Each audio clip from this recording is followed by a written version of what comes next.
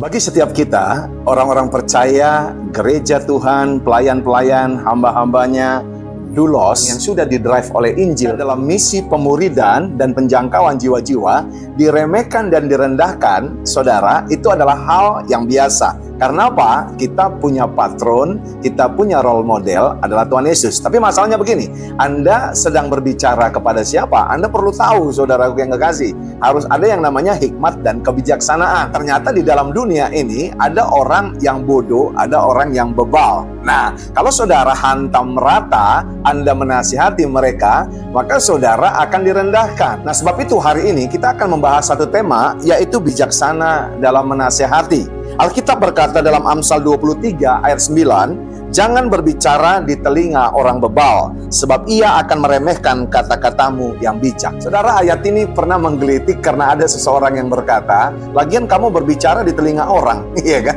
Nah, saudara, masalahnya kalau kita berbicara kepada orang yang punya pengertian yang luar biasa, dan yang kita bisikan adalah kata-kata bijak, orang yang rendah hati, maka dia akan menangkap dan mengucapkan terima kasih. Tapi bagi orang bebal, ini akan mengganggu dia. Nah, apa perbedaan orang yang bodoh dan orang bebal, saudara? Orang bodoh masih bisa di-upgrade. Yang sedang berbicara ini pernah melakukan kebodohan di masa lalu. Tapi saudara, waktu Tuhan sentuh, ya, waktu mendengarkan nasihat-nasihat bijak, lewat pembacaan firman, lewat khotbah, lewat orang-orang yang mementor, lewat orang-orang yang mengencouraging, ya kan? Lewat orang-orang yang mengequip dan empowering. Nah, itu saya tangkap, saudara. Nah, bagi kita yang akan menasehati supaya bijaksana di hadapannya, perlu kita ketahui paling tidak ada 3 hal.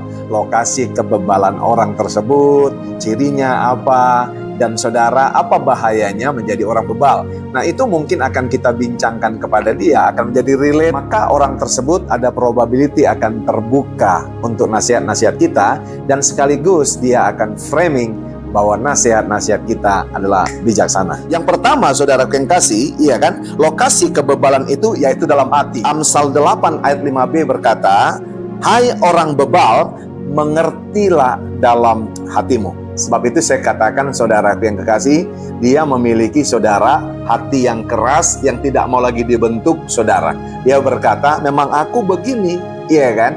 Ngapain kamu campuri? Di otak sudah terjadi, saudara, penolakan segala sesuatu, hal-hal, bahkan hal-hal yang baru, saudara. Punya mental block, iya kan? Mental block itu apa, saudara? Tidak lagi inovatif, tidak lagi kreatif, bahkan pada akhirnya yang paling parah, dia tidak lagi akan produktif. Itu bebal. Ciri orang bebal itu apa, saudara? Yang pertama, dia tidak mau akui bahwa dia tidak berpengalaman. Yang kedua, dia benci pengetahuan. Sebab itu Amsal 1 ayat 22 berkata, dan orang bebal benci kepada pengetahuan. Ayat ini, saudara yang kasih, ada tanda tanyanya, tapi sudah dijelaskan, saudara, untuk menuju kepada kebebalan, ternyata sudah dijelaskan, ya, narasi sebelumnya dalam ayat yang sama. Dan yang berikutnya, apa, saudara yang kasih ciri orang bebal? Yaitu suka mengumpat, mencerca, mengejar kesalahan orang lain. Amsal 10 ayat 18 berkata, siapa menyembunyikan kebencian, dusta bibirnya.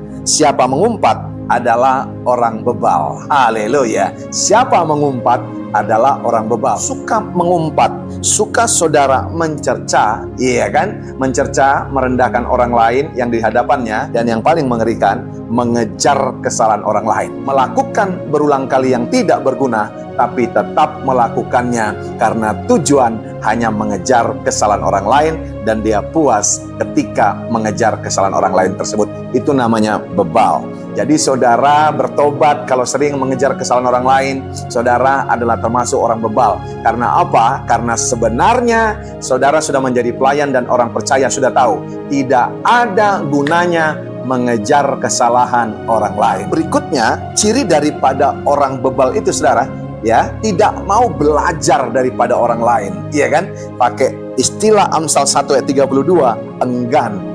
Nah, meski dia tahu dia harus belajar kepada orang lain, tapi dia tidak mau. Karena apa, saudara? Di dalam kebebalannya, saudara yang kekasih, ada kesombongannya. Udah bebal, sombong lagi, saudara. Itu paket komplit. Dikatakan Amsal 1 ayat 32, sebab orang yang tak berpengalaman akan dibunuh oleh keengganannya, dan orang bebal akan dibinasakan oleh kelalaiannya. Bahaya orang yang bebal apa, saudaraku yang kekasih? Dibinasakan oleh kelalaiannya. Maka kalau kita merasa di zona ini, saudara, cepat-cepat kita berubah. Mari kita mau, saudaraku yang kekasih, dinasehati. Nah, bagi kita orang percaya, pelayan Tuhan, doulos, orang yang sudah didrive oleh Injil, bagaimana ketika kita bertemu dengan orang ini, saudaraku yang kasih? Tentunya seperti judul daripada tema kita, bijaksanalah saudara untuk menasehati orang ini. Jangan berangkat daripada kepintaran Anda, maka orang ini akan berkata Anda sok pintar, betul nggak? Nah, berangkat dari mana, saudara?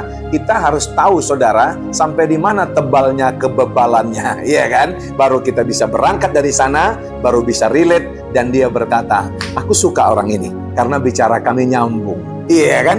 Nah, pada orang bebal, jangan terlalu banyak investasikan waktu, tapi tetap, saudara, layani dia. Mau bodoh, mau bebal, mau jahat, mau apapun, saudara, manner dan sikapnya dan attitude-nya, kita harus hadapi. Karena baik orang bodoh, orang jahat, orang bebal, semua adalah jiwa-jiwa. Minta hikmat daripada Tuhan, karena tujuan kita, save the lost at any cost. Selamatkan jiwa yang terhilang, berapapun harganya. Itulah yang membuktikan bahwa kita adalah gereja dan orang-orang percaya yang didrive oleh Injil. Bertemanlah kepada semua orang, tapi khusus untuk orang bebal, menasehatinya, minta hikmat dan kebijaksanaan daripada Tuhan.